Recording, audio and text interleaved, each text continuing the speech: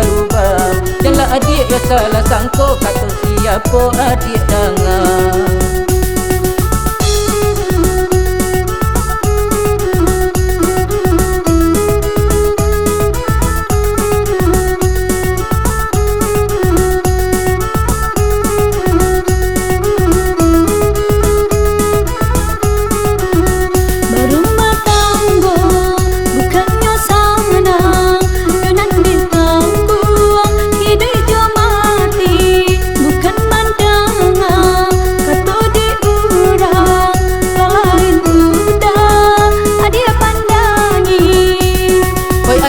Bola danga dia ya sabananyo, kata orang usah didanga bikin merusak rumah tangga.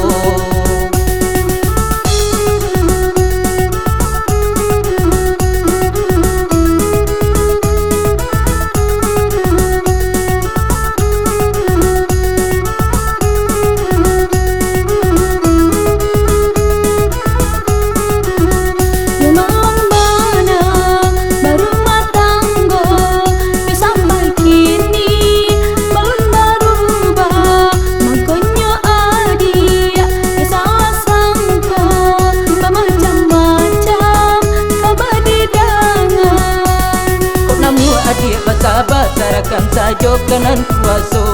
Kabar orang kalau didanga salah sangka rumah tangga.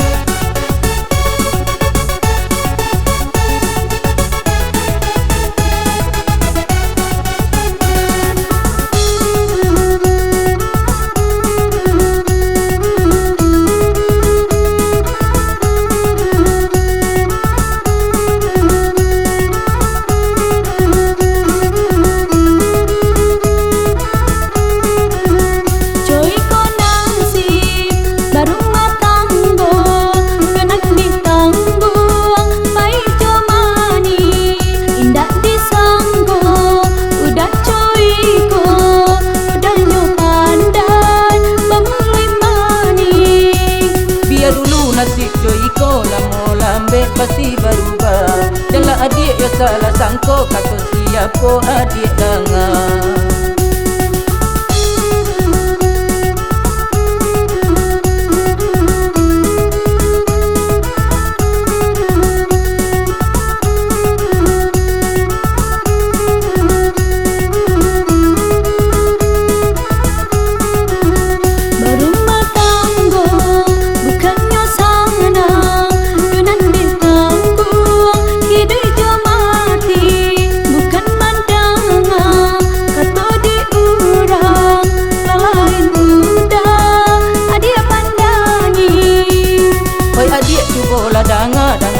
Dia ya sabananyo, kata orang usah didanga bikin merusak rumah tangga.